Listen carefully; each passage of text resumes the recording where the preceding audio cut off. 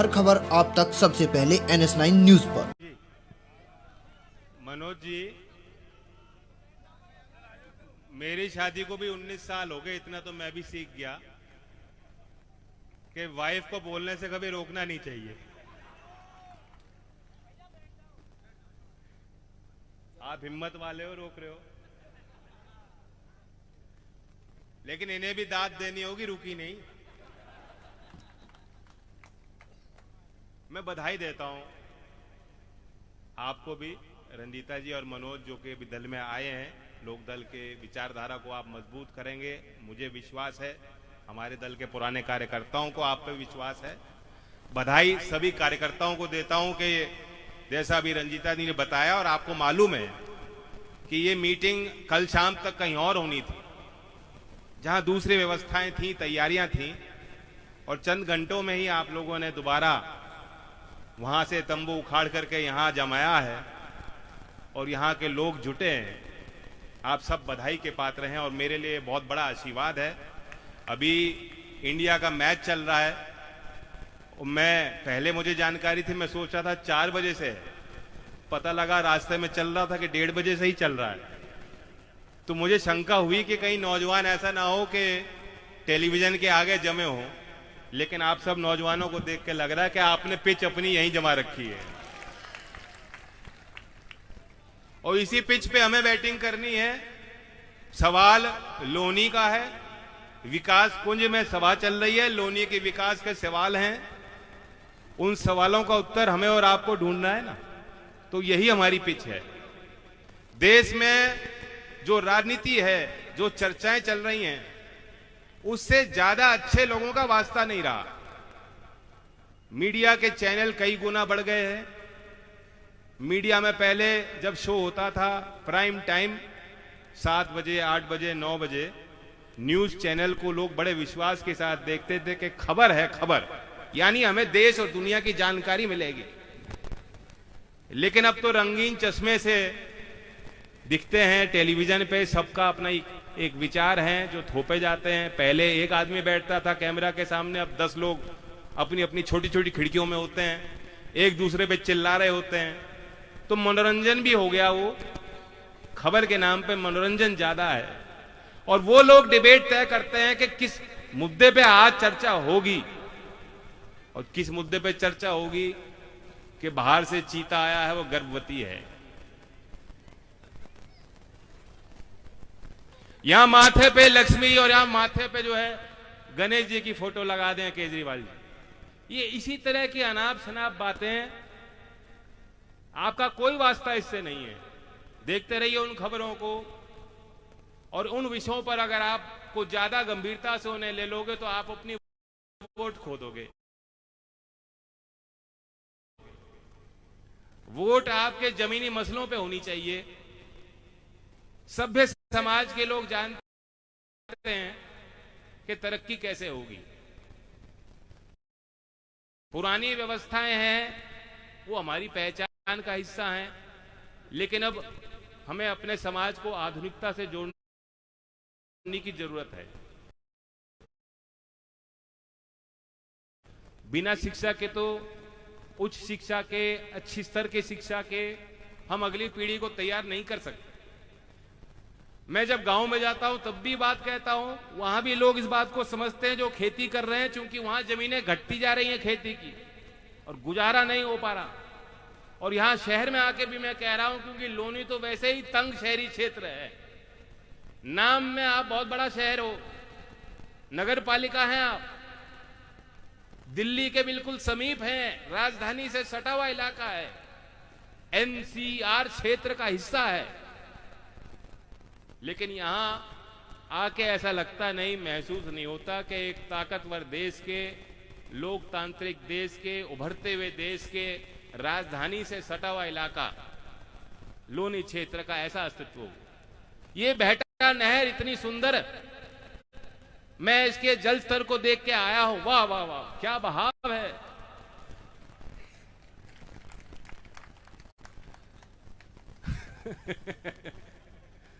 और कुछ कहने की बात रह गई क्या?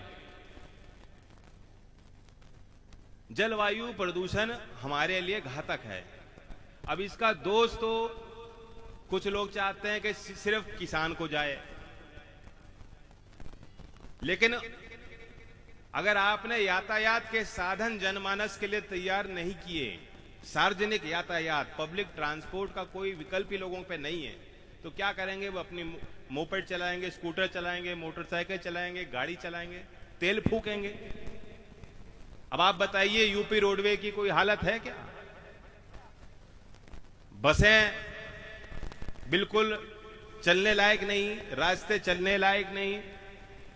यहां एनएच है, दिल्ली सहारनपुर रोड, और यहां के सांसद हैं, बहुत ताकतवर हैं, जनरल वीके सिंह जी।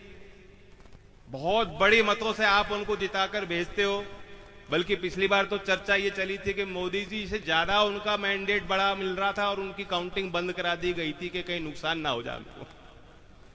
ये अफवाह चली, चर्चा चली थी कि इनकी काउंटिंग बंद करा दी, वरना उनके ज्यादा मत आ रहे थे। तो इतना विश्वास आपने उनको दिया, ताकत आपने उनको दी, और केंद्र में मंत्री हैं परिवहन विभाग के, राज्य मंत्री का दर्जा उनको है। लेकिन मैं आपसे पूछता हूं कि दिल्ली सहारनपुर रोड जो आपके इस जनपद से होके जाती है, क्या वह आपको लगता है कि नेशनल हाईवे है? शिक्षा की बात मैंने छेड़ी, यहां महिलाएं अच्छी संख्या में आई हैं। मैं आपसे पूछता हूं, मुझे लगता है कि यहां लड़कियों का डिग्री कॉलेज भी नहीं होगा। यहां 500 बेड का कोई सरकारी अस्पताल भी इतनी बड़ी आबादी के बीचों बीच आपको नहीं मिलेगा। सरकार की जिम्मेदारी क्या होती है कि ये सरकारी सेवाएं मध्यम वर्ग के आदमी के लिए, गरीब वर्ग के आदमी के लिए वो मिलनी चाहिए और सेवा का स्तर बेहतर होना चाहिए। लेकिन आप सरकार को देखो तो सरकार सब कुछ बेचना चाहती है, खुद पे कोई जिम्मेदारी नहीं लेना चाहती है कि पार्षद भी जो है आप मोदी जी की तस्वीर देख के वोट दें, जिला पंचायत सदस्य भी मोदी जी की तस्वीर चिपका के वोट लेंगे, सारे विधायक इनके होने चाहिए, सारे सांसद इनके होने चाहिए, सरकार इनकी नहीं है तो सरकार गिरा के इनकी बन जानी चाहिए। तो अपनी ताकत बढ़ाने में और बटोरने में कोई कमी, कोई कसर नहीं है। चौधरी चरण सिंह जी के साथ आपका खूब आना जाना रहा, आपने देखा उनकी कार्यशैली को। ये पगड़ी वाले बैठे हैं, इन्होंने मुझे आशीर्वाद दिया, मुझे किस्सा सुनाने लगे चौधरी साहब का। ये 2 मिनट इनको मिले, उनको याद आ गए, चौधरी साहब मुझे बताया, जब आप उनको 12 नंबर तुगलक रोड पे मिलने जाते थे, वो किस मुद्रा में आपको मिलते थे?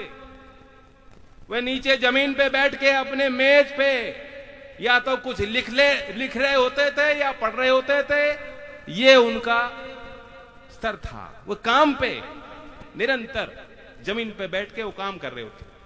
मुझे पुराने लोग बताते हैं कि वे पसंद नहीं करते थे कि क्षेत्र के लोग इतना दूर चल के बार बार आए। वो पूछते थे क्यों आए हो, क्या मसला है?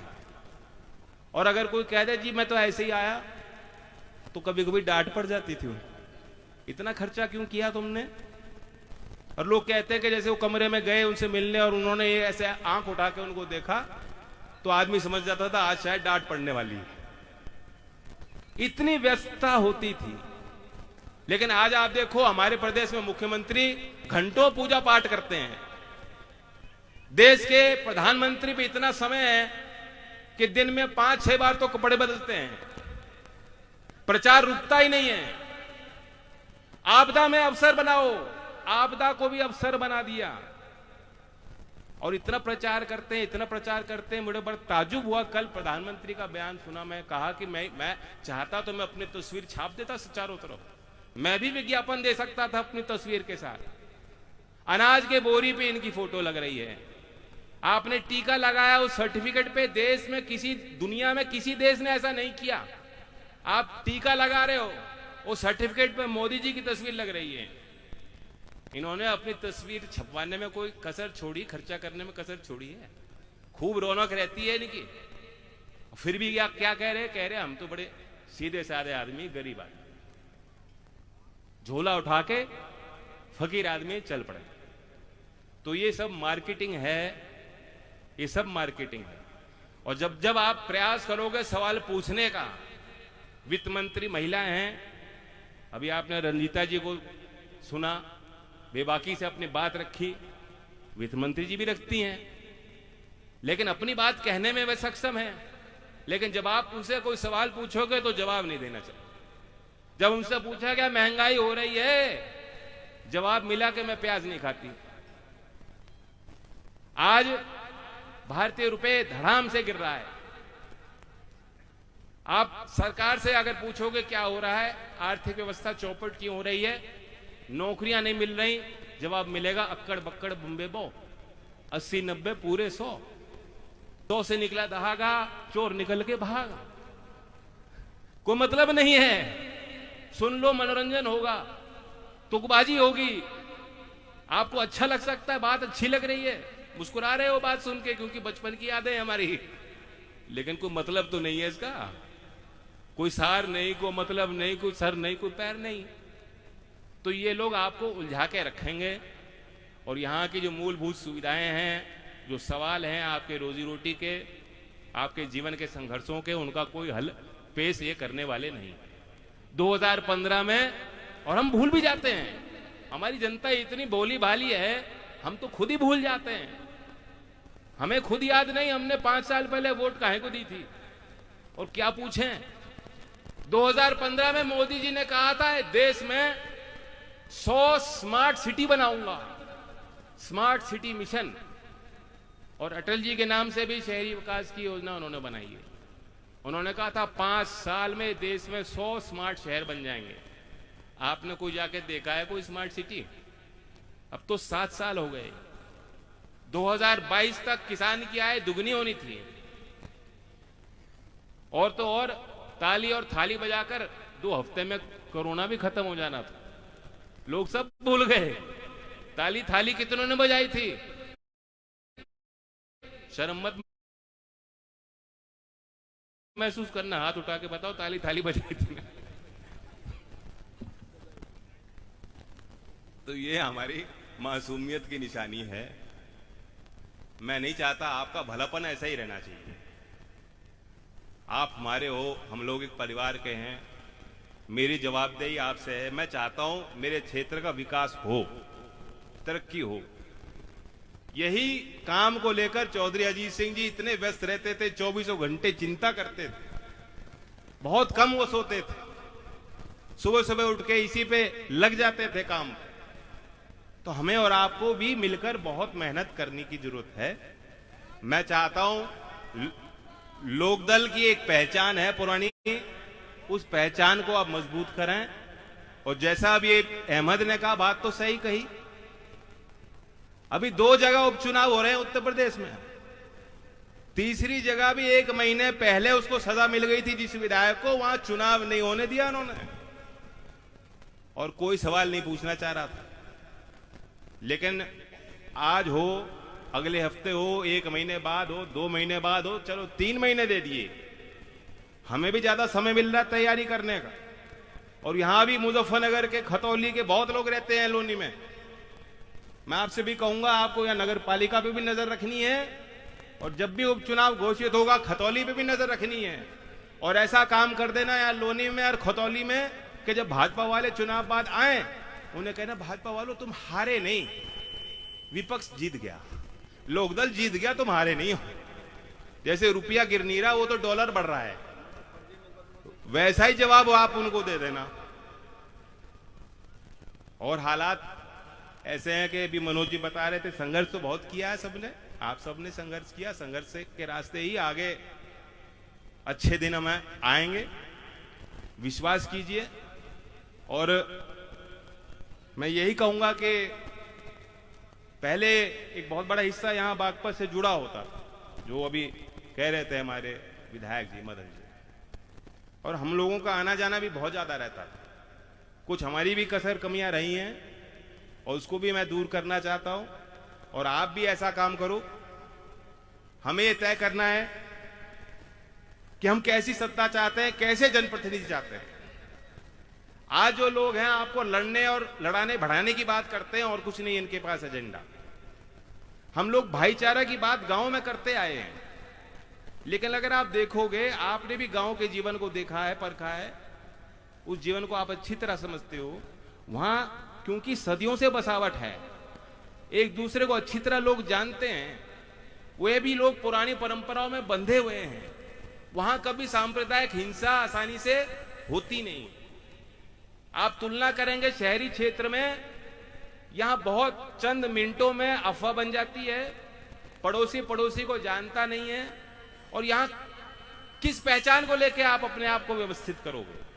कोई गाजियाबाद से आया है, कोई मूल निवासी है, कोई मुजफ्फरनगर से आया है, कोई हरियाणा से आया है, कोई पूर्वांचल से आया है, तो आपकी पहचान क्या है? और ऐसे माहौल में दूसरे लोग आते हैं, कहते भाई हिंदू की पहचान आपकी पहचान है, या मुसलमान खतरे में, मुसलमान बन जाओ, धर्म की इबादत भी करो और धर्म की रक्षा भी करो और लड़ो भी। तो ऐसे लोगों से भी, जो एक्सट्रीमिस्ट विचारधारा है, ऐसी विचारधारा से भी हमें आपको नुकसान होता है, क्योंकि हम अपने मुद्दे भूल के उसमें लग जाते हैं। इसलिए भाईचारे की बात जितना हमारे कार्यकर्ता गांव में जाके कहते हैं, हमें जरूरत है कि शहरी क्षेत्र में भी हम उस संस्कार को बढ़ाने का काम करें, और लोकदल का हर एक कार्यकर्ता इस काम के लिए तैयार। कोई भाईचारे की बात नहीं करता, और मैं कहता हूं कि जब भाईचारा जिंदाबाद का नारा लोकदल का कार्यकर्ता लेगा, तो भ्रष्टाचारी भारतीय जनता पार्टी के जितने कार्यकर्ता, उनको तो साफ सूंघ जाता है। वे गली से अपने आप लौट जाते हैं कि यहां हमारी दाल गलने वाली नहीं। तो भाईचारा जिंदाबाद का नारा है हमारा, इसे मजबूत कीजिए। आज यहां क्राइम बहुत बड़ा इशू है गाजियाबाद में, लोनी में, और कुछ लोग ये दावा करते हैं कि जी योगी जी आए तो क्राइम घट गया। घटा नहीं है। गैर कानूनी तरीके से कानून का राज स्थापित नहीं हो सकता। आपने लोगों के बेवजह पोस्टर छपवाए, पूरे प्रदेश में लगवाए, हाईकोर्ट ने कह दिया गैर कानूनी है। बिना कोई इत्तला दिए, बिना कोई सुनवाई किए, बिना कोई नोटिस दिए आप लोगों के, विपक्षी लोगों के घर बुलडोजर भेज सकते हैं, क्योंकि आपकी सरकार चल रही, लेकिन यह भी गैर कानूनी है। गैर कानूनी तरीके से आप किसी भी नागरिक के मन में, किसान के मन में, व्यापारी के मन में, मजदूर, बेरोजगार नौजवान के मन में कानून का सम्मान स्थापित नहीं कर सकते, कानून का राज स्थापित नहीं कर सकते। उसके लिए तो सामाजिक संस्कार हमें पैदा करने पड़ेंगे। तो हर मोर्चे पे आप देखोगे तो कोई परफॉर्मेंस इनकी नहीं है। सबसे महंगी बिजली आपको मिल रही है, भर्तियां सही नहीं हो रही हैं। मैं देख रहा था अभी एक पार्टी का राष्ट्रीय अधिवेशन है, जो सत्ताधारी दल है, और केंद्रीय मंत्री जी क्या कह रहे हैं कि 69,000 जो भर्ती हुई शिक्षक भर्ती, उसमें उत्तर प्रदेश की सरकार पे उन्होंने आरोप लगाया और कहा इन्होंने भ्रष्टाचार किया। गरीब लोगों को दबाया गया, पिछड़े वर्ग के लोगों को वहां नौकरियों में उनकी गिनती नहीं हो पाई। ये बात मैं नहीं कह रहा हूं, सरकार में बैठे लोग, शामिल बैठे लोग कह रहे हैं। तो नौकरी नहीं दे रहे। एक नौकरी थी जिसके लिए हमारे लोगों का आरक्षण एक आकर्षण था, वह आर्मी की नौकरी थी, आर्मी की नौकरी। और ये जो राष्ट्रवादी बनते हैं, हिंदू मुसलमान की बात करते हैं, इनके मुंह पे दही जम गई। जब आर्मी की नौकरी, जो हमारी स्थायी नौकरी होनी चाहिए, उस नौकरी को भी 4 साल का भद्दा मजाक आपको थोपा गया है। ये इस योजना की मांग कोई नहीं कर रहा। और आप किसी बड़े जनरल से बात कर लो या किसी जवान से बैठ के बात कर लो, सब एक राय के हैं, सब कहते हैं खराब हो रहा है, गलत योजना है। लेकिन क्या करें साहब, बाहर इस बात को हम कह नहीं सकते, लेकिन लोकदल का कार्यकर्ता कह सकता है। हमारी एक लौती अकेली पार्टी है जिसने अग्निवीर के खिलाफ पंचायत करी, जगह जगह गए, लोगों को बताया, लेकिन आज भी बेकसूर नौजवानों के खिलाफ मुकदमे दर्ज हैं। क्यों? वो आक्रोश में आए, वो सड़कों पर कैसे आ गए, उन्होंने सरकार की आलोचना कैसे कर ली, आज भी मुकदमा सह रहे हैं। तो इस मंच के माध्यम से मैं कहना चाहता हूं, केंद्र सरकार से भी, राज्य सरकार से भी, कि इन नौजवानों को बख्शो, इन नौजवानों पर रहम करो, इन्हें नौकरी की व्यवस्था इन्हें दो।